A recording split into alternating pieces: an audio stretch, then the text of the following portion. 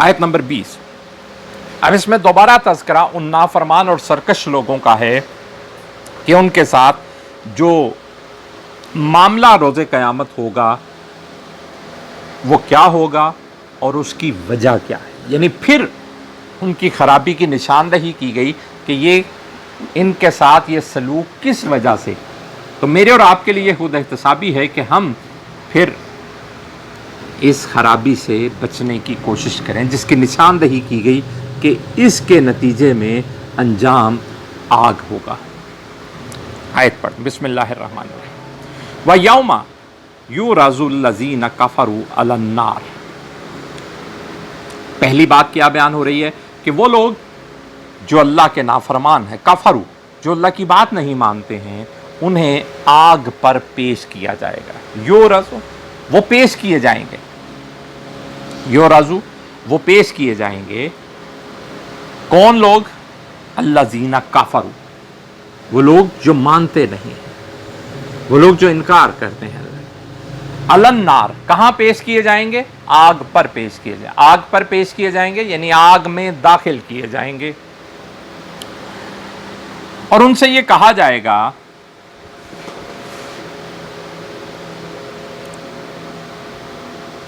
कि तुमने जो कोई अच्छाइयां की भी थी ना, अगर अब तुम्हें लगता है कि तुमने कुछ अच्छे काम भी किए थे, तो दुनिया में तुम्हें उसका इनाम भी मिल चुका और दुनिया में ही तुम उससे फायदा भी उठा चुके। अब यहां तुम्हारे लिए कोई इनाम बाकी नहीं, तुम्हें दुनिया में उसका सिला मिल चुका।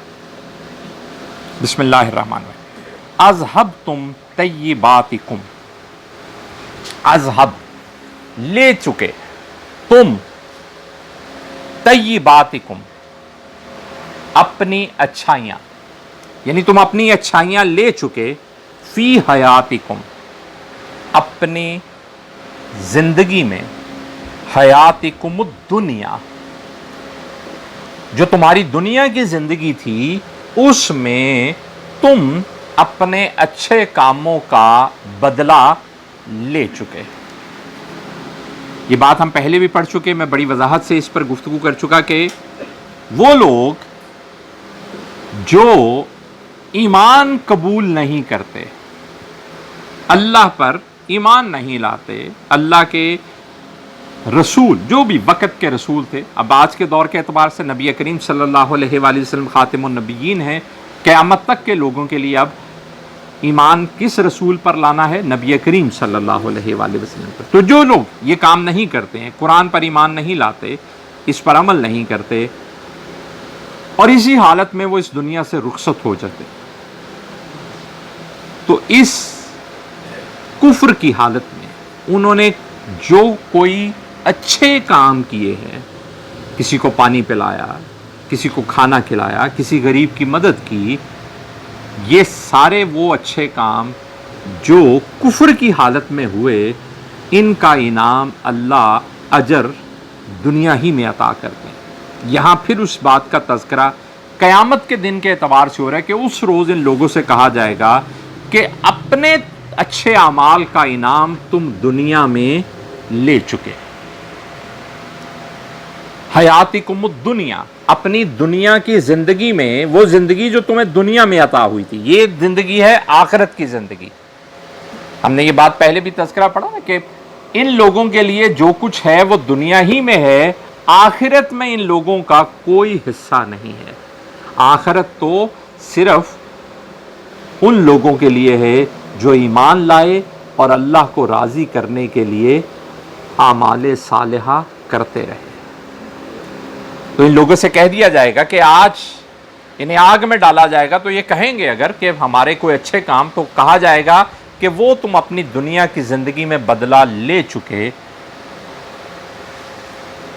अज़हबतुम तय्यिबातिकुम फ़ी हयातिकुम दुनिया वस्तमतातुम बिहा, वा और अस्तमतातुम,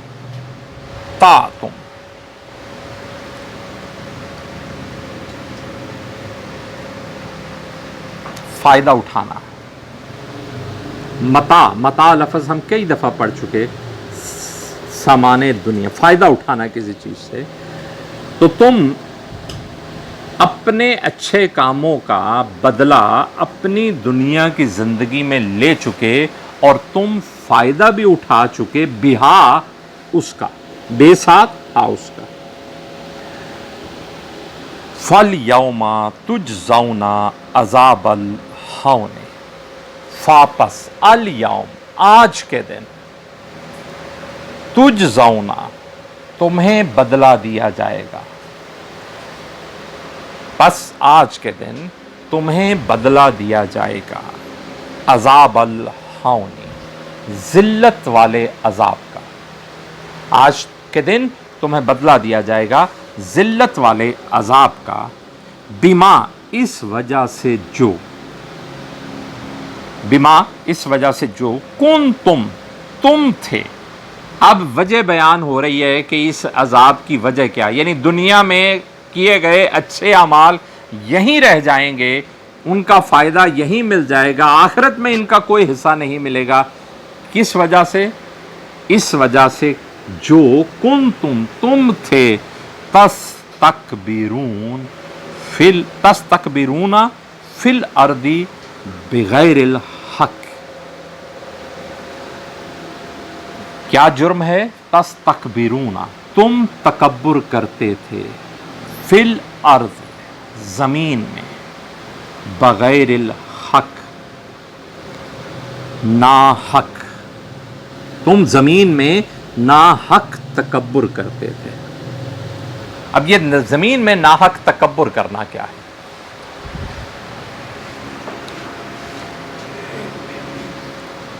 ये दुनिया की जिंदगी अल्लाह की दी हुई,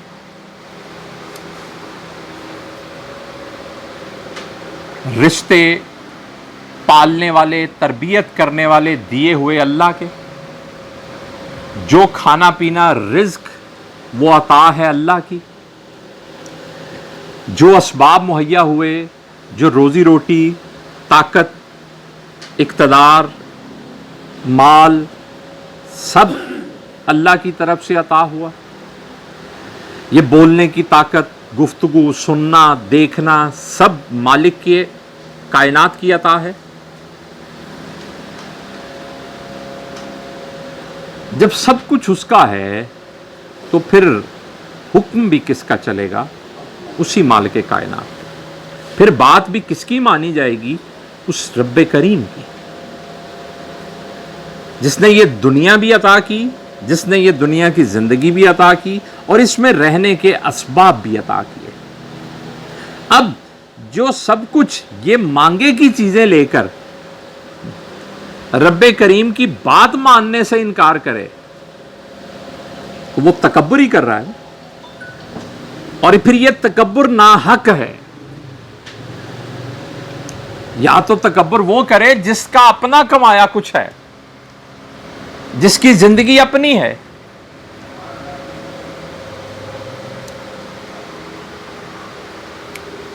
जमीन उसने बनाई है, पीछे हमने पढ़ा ना कि ये जिनको तुम शरीक ठहराते हो, जिनके पीछे चलते हो, क्या है ना, जमीन में कुछ चीज बनाई है या आसमान के बनाने में इनका कुछ हिस्सा है? क्या है इनका काम? तो वो मखलूक जो सब कुछ मांगे हुए पर गुजार रही है, वो तकब्बुर करे तो ये तकब्बुर नाहक है। और जमीन में तकब्बुर की बात क्या है कि जमीन में कानून किसका माना जाएगा? अल्लाह का। कानून किसका नाफिज होगा? अल्लाह का। तो ये वो लोग जो दुनिया की जिंदगी में अल्लाह की बात नहीं माना करते थे, रोज़े क़यामत उन्हें आग में डालकर ये कहा जाएगा कि जो तुम्हारे अच्छे अमाल का कोई दावा है तो वो तुम इनाम दुनिया में पा चुके, उससे फ़ायदा भी उठा चुके। अब तुम्हें आग में इसलिए दाखिल किया जा रहा है, ये ज़िल्लत का अज़ाब इसलिए कि दुनिया में जिस मालिक ने तुम्हें सब कुछ अता किया, तुम्हारे पास जो कुछ था, यहाँ तक कि जो एक सांस तुम्हारे जिस्म से निकल रही, जो अंदर जा रही है, वो भी उस मालिक कायनात का तुम पर एहसान है, और तुम उसी की नाफरमानी में लगे रहे। یہ تمہارا تکبر تھا. زمین پر اس دنیا میں اس مالک کا قانون لاگو ہونا تھا، تم نے نہیں ہونے دیا، تم نے نہیں کیا، تم اس کا حصہ نہیں بنے. اور پھر یہ کام بھی ناحق ہے کیونکہ تم ایسی حیثیت تو رکھتے ہی نہیں کہ تم انکار کر سکو. تم تو سب کچھ تمہارے پاس عطا ہے، اللہ کا دیا ہوا ہے، تمہارا تو کچھ ہے ہی نہیں. قرآن میں جہاں جہاں مال خرچ کرنے کی بات ہے، بہت تاکید ہے مال خرچ کرنے کی، اور ہر جگہ ساتھ اس بات کا تذکرہ ہے کہ اس میں سے جو اللہ نے تمہیں دیا ہے. یعنی مال خرچ کرتے ہوئے تمہارے دماغ میں یہ خیال نہ آ جائے کہ میرا مال، میں بڑا مارکا مار رہا ہوں، مال خرچ کر رہا ہوں. کہا رزق خرچ کرو وہ اس میں سے جو رزق اللہ نے تمہیں عطا کیا. تمہارا ہے کیا؟ تکبر کیسا ہے؟ یہ زمین، یہ ارض مالک کائنات کی ہے. نے پڑھا نا، جو کچھ اس زمین میں ہے، جو کچھ آسمانوں میں ہے، جو کچھ ان دونوں کے درمیان ہے، سب کا مالک وہ ہے، سب پر بادشاہی اس کی ہے. تمہارا کیا ہے؟ تو تم اس کی بات نہیں مان رہے تو تم زمین میں تکبر کر رہے ہو. اور یہ تکبر ہے بھی نہ حق، کیونکہ تمہاری کوئی حیثیت ایسی نہیں ہے کہ تم تکبر کر سکو. تم سب کچھ مانگے پر گزار رہے. اللہ اکبر. یہ وجہ ہے روز قیامت عذاب ملنے کی. اب ہمارا اپنا معاملہ ہے کہ ہم اپنی خود احتسابی کریں کہ کیا ہم ایسی خرابی کا شکار تو نہیں. اور اگلا جرم کیا ہے؟ بسم اللہ الرحمن الرحیم. وَبِمَا كُنْتُمْ تَفْسُقُونَ. اور اس وجہ سے جو وا اور بما، اس وجہ سے جو تم تھے، تفسقون، تم گناہ کرتے، تم نافرمانی کرتے. فاسقون، فاسقین، فسق، یہ لفظ ہم بارہا پڑھ چکے.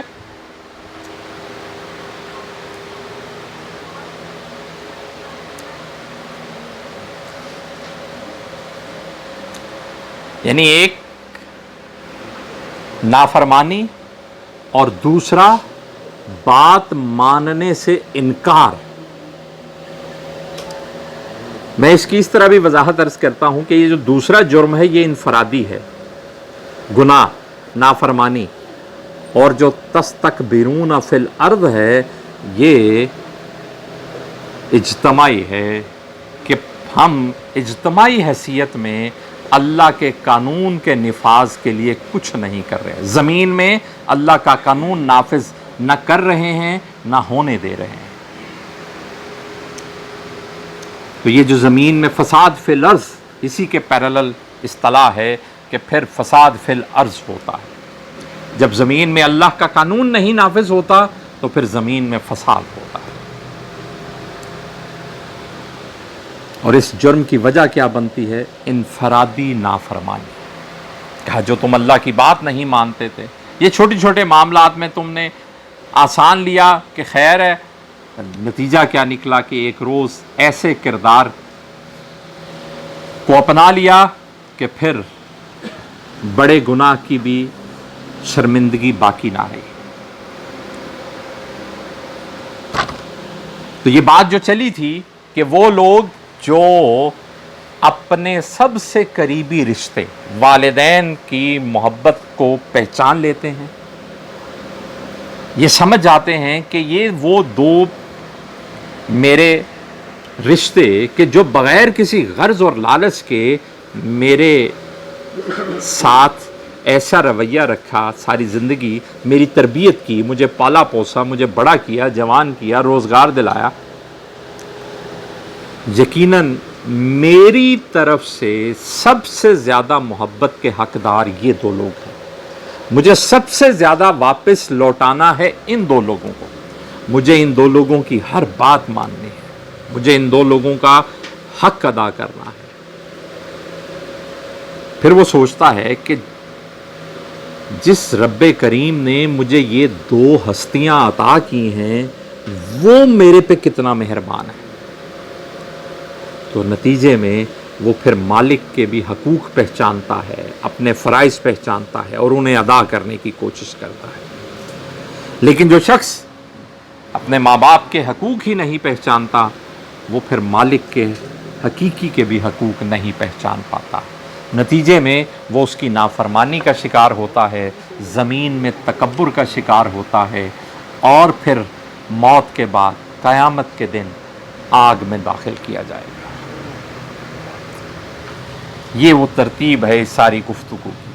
अब यहाँ से जो अगला हिस्सा है शुरू हो रहा है, वो फिर कुरान का ही असलूब है कि वो अपने ऊपर तवज्जो दिलाता है, ज़ात के ऊपर फ़िक्र की दावत देता है, इर्द गिर्द पर फ़िक्र की दावत देता है कि ये सारी तख्लीक़ात देखो कैसी है, और फिर माजी की कौमों के हवाले देता है कि देखो अल्लाह की तरफ से याद दहानियाँ रसूलों के ज़रिए आती रहीं, कुछ लोग थे जो उन याद दहानियों से संभल गए, कामयाब हो गए, अक्सरियत नाफरमानी का शिकार रही, उसने नसीहत हासिल ना की, बर्बाद हो गई। तो अब यहाँ से गुफ्तगू उस जगह में दाखिल होगी जो पीछे हवाला भी हम पढ़ा है कि वो बंदा कहता है कि पहले भी कौमें गुजर चुकी, तो अल्लाह कहता है पहली कौमों के साथ भी जो कुछ बात तय है क़यामत तक वही रहेगी। अब इजमालन फिर तज़किरा आ रहा है कौम आद का, जिन पर अल्लाह के पैगंबर हज़रत हूद अलैहिस्सलाम आए। इनका तज़किरा भी इस एतबार से कि मैंने अर्ज़ किया कि अंबिया के तज़किरे वो हैं जिनसे मक्का के, मदीना के, अरब के लोग वाकिफ़ थे। अब ये तज़किरा जो है, ये जिस पर इस सूरा का नाम भी है वादी अहकाफ़।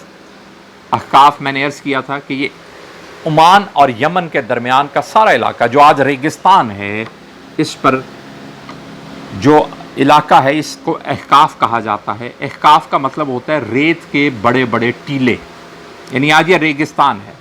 तज़किरा इस एतबार से कि कौम आद का मस्कन ये इलाका था, और उस ज़माने में ये ऐसा सरजब्ज़ व शादाब था कि इनकी धूमें हर तरफ थीं, और इस खित्ते से निकल कर इन्होंने इर्द गिर्द के इलाकों पर भी कब्ज़ा किया और इर्द गिर्द की कौमों को फतह भी किया। तो इन लोगों का तज़किरा तंबीह के तौर पर किया जा रहा है कि उनका अहवाल देख लो, अपने मामला देख लो। ये तज़किरा पढ़ते हैं।